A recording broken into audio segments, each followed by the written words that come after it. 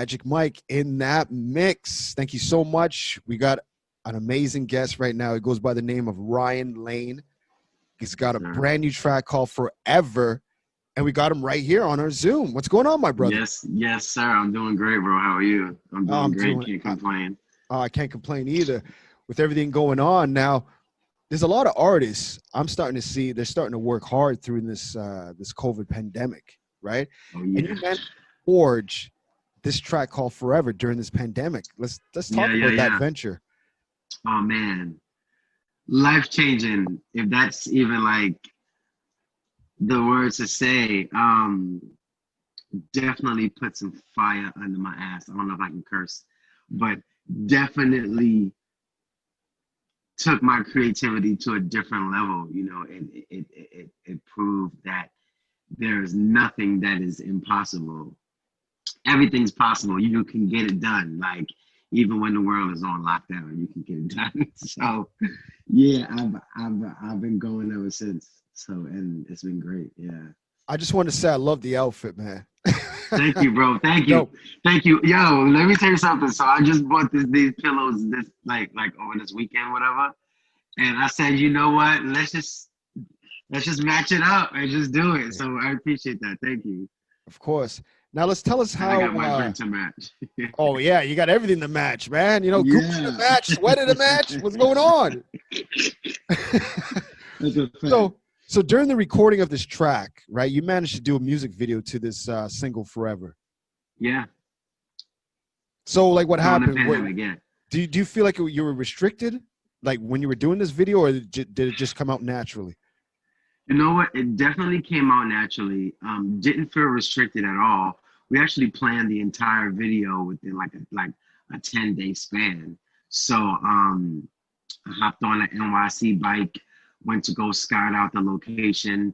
There were no retail stores open, so I had to pull from my closet. And I have tons of clothes anyway because I style on a regular, so that was easy. I think the only difficult part was trying to learn the choreography via Zoom. The choreography. And it wasn't. Yeah, we had to learn the moves for the video and make it up on Zoom, and pretty much teach it to each other. The girl in the video, her name is TK, actually drove down from Baltimore that day to film the video, and then she drove back.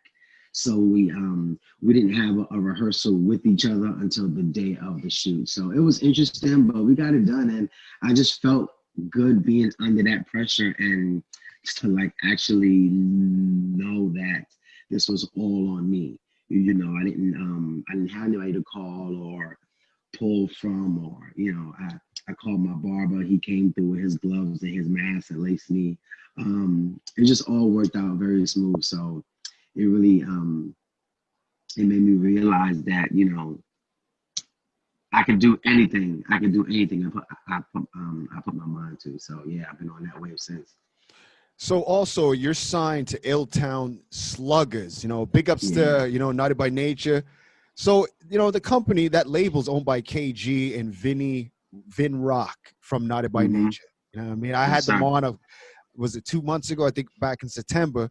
You know what I mean? So tell us a little bit about that. How did you get discovered by Naughty by Nature? Well, I actually grew up on Naughty by Nature. So to be able to just be a part of the family now is like mind-blowing to me. I remember going to a record store that I grew up in an area, and they used to always give me these free promotional Naughty by Nature cassettes and the tapes and the LP CDs and merchandise. It was crazy. But anyway, I was actually brought on through my team, 80 and the Tramp. They're my production team. We write, record music all the time. Love them. And they actually brought me on as a songwriter with a project that we was working on at the time. That project actually didn't work out, but from there it just blossomed into a relationship. And I think more and more I was able to prove myself not only as a songwriter and a creator, but also as an artist. So as time went on, more and more, I just got more comfortable, and I was just able to really just show my gifts and what I do. And from there, the team was like, yo, he's ready. And then I got that phone call, and then I just was like, yo, I'm ready. It was like mid-pandemic. So I just always told myself, anytime that phone ring, be ready. And they called, and I was as ready as I was going to be in the pandemic, but we made it work. For sure. So, Yeah. you began your career as a member with Harlem Boys Choir, right? Now let's Yeah. talk about your upbringing now. You know what I mean? Like, how was your upbringing? Because I would like to ask artists this because we could tell by your music. You know what I mean? Yeah, absolutely. I agree. I definitely agree. My upbringing was filled with just natural gifts and creativity and music. I've listened to everybody. My uncle has everyone's album, so I just stayed at his house and just played everything that he had.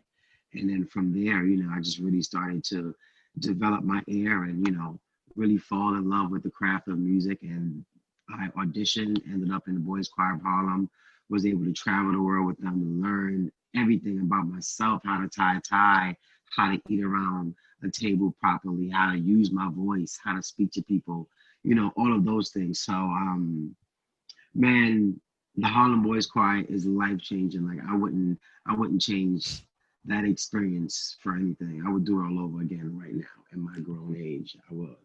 Of Life course. changing for sure.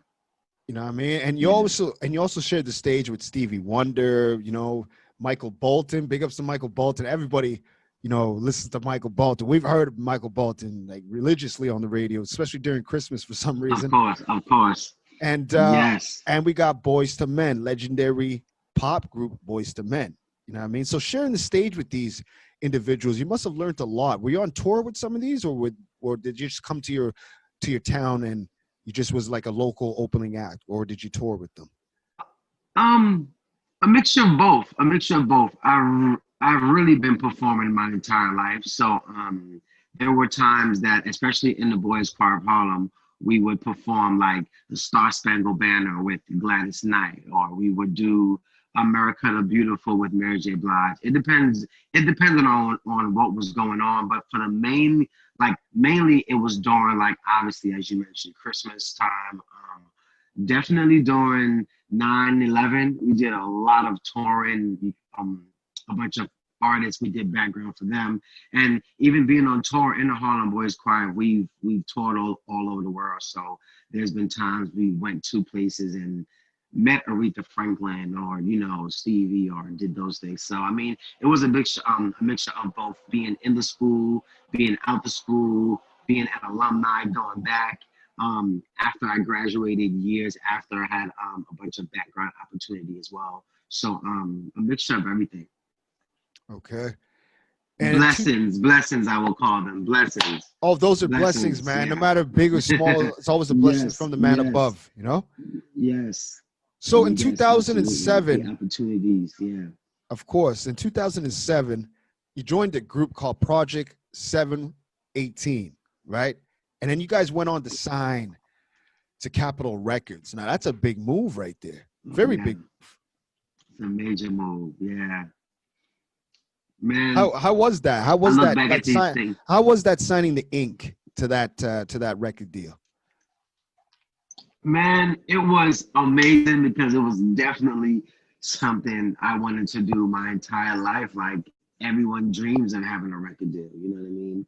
So for it to happen as fast as it did, I was definitely like, oh, okay, like this is happening right now. You know what I'm saying? It was amazing. I remember the feeling. I remember calling my mom and buying her a car, and um being able to be in the studio with all of these incredible producers who I grew up admiring and listening to. So it was amazing. Once again, life changing, humbled me.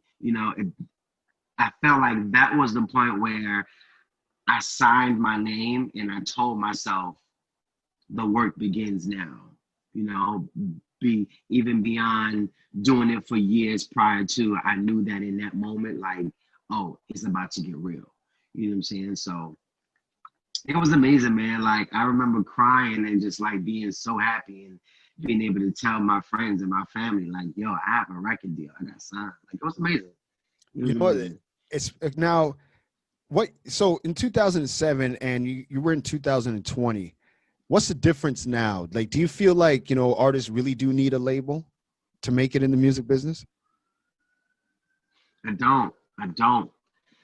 I think artists need the people, artists need the people, and even these independent artists, we need great teams behind us. I mean, there's people out there who can do it by themselves, but a great team is you always need a team behind you. You know what I mean? I think artists these days do not need a record label, which is why I feel like with me on my path, I've been able to really move and do a lot of things that I have because I I couldn't imagine having a deal and being under a contract and you can't go here, you can't do a song with this one, you can't perform here, all those like things that you are like under contract by law. So being independent, I would say is definitely the wave right now, for sure. So what made you want to go solo in 2012? You know what? Man, you got mad fire trucks. You definitely in New York City. And let me tell you something. And like I'm on the third floor and I got the windows up and all of that stuff. So it's definitely like right there. But I'm sorry. But you know what? Yeah, but you know what? There's nothing like living in the city, man. You feel alive right now. You feel electricity right now. Yes. Beautiful, huh? Yes, absolutely. All day. It's like a moving train in New York City. And like there's always something. What made me want to leave in 2012? I was really at a point that I felt like I've done all that I can do in the group at that point, only because we were going through a lot of personal issues within the group, and I felt like I was at a point where I was like, look, it's time to do this by myself. And really and truly, I was not trying to be by myself at all when I got in the group. My plan was to be a group member, do backgrounds like Brandy and dance like Usher. I wasn't trying to be in the front at all. But I feel like as time went on, I got my confidence up. I was believing in myself even more and more. And then from there, I was like, yo, I got this, especially if everything is not really moving right or how I felt was how things were supposed to be going. So I just felt like, you know what? I can have this headache by myself. So I just was like, I'm gonna just take that leap of faith and go. And then ever since I've been running by myself.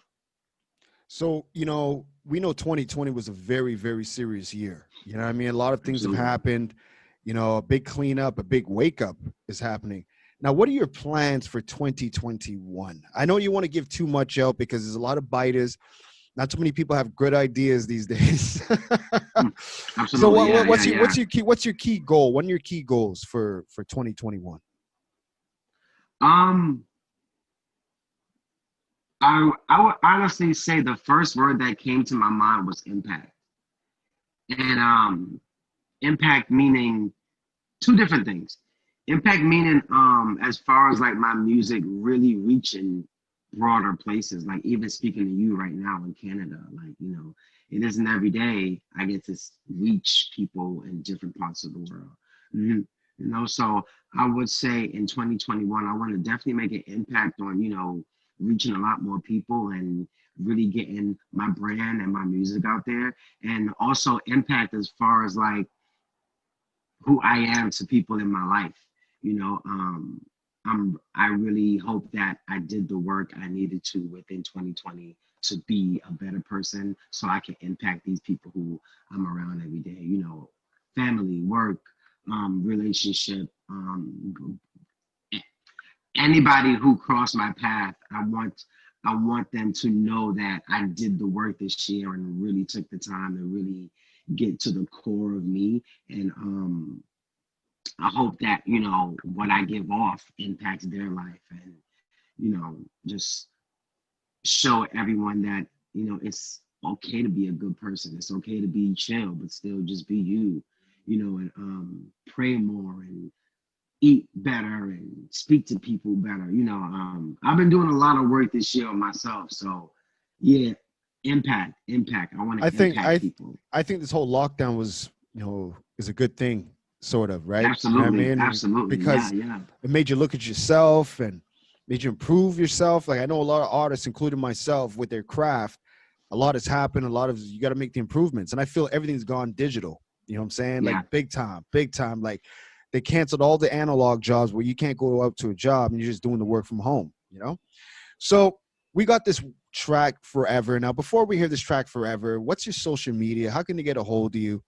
And yeah, you know what I mean? Yes, Your absolutely. Spotify and your Spotify. Yeah, definitely. Everything is I am Ryan Lane, all one word. Twitter, Instagram, Ryan Lane. same on YouTube. Yes. RyanLane.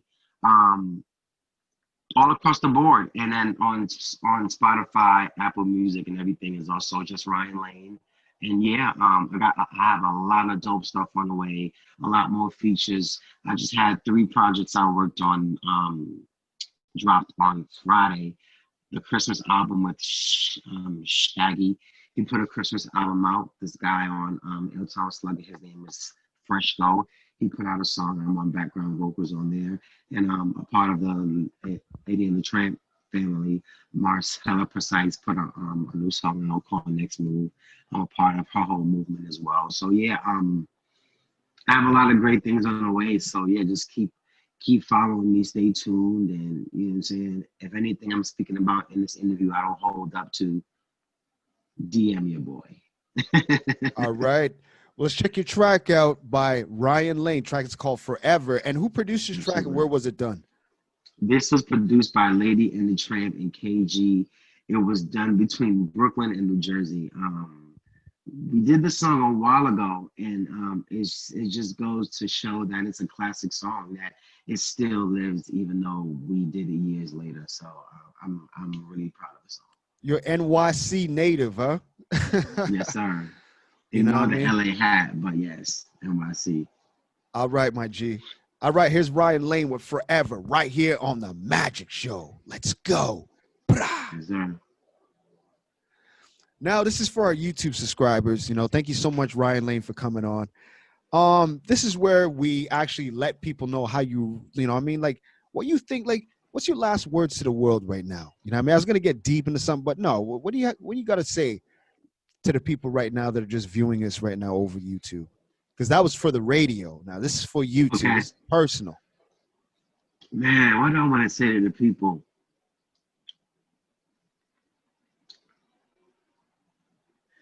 Just do you.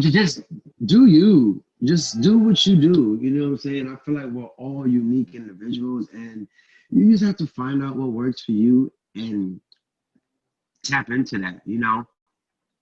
People gonna tell doors are gonna close in your face. Things ain't gonna work out, but you just have to know that what you do is you, and it's for you. What's for you is for you, and just do what you do. People can't block what you, but what's yours.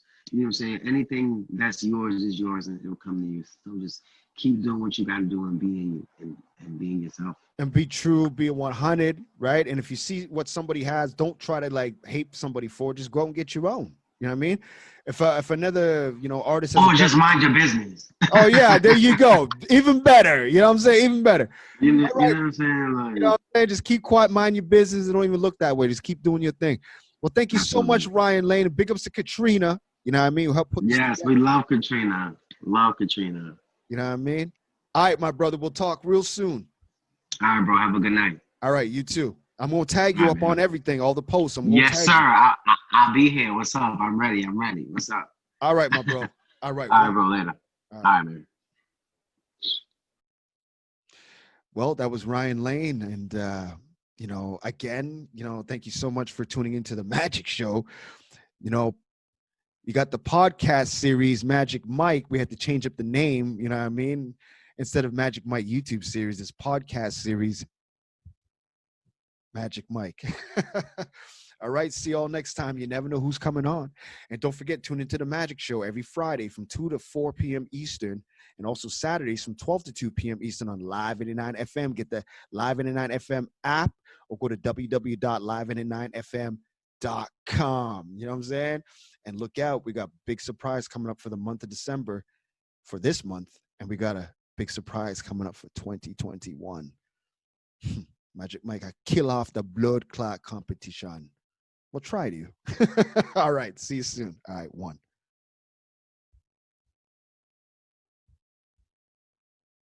Bye.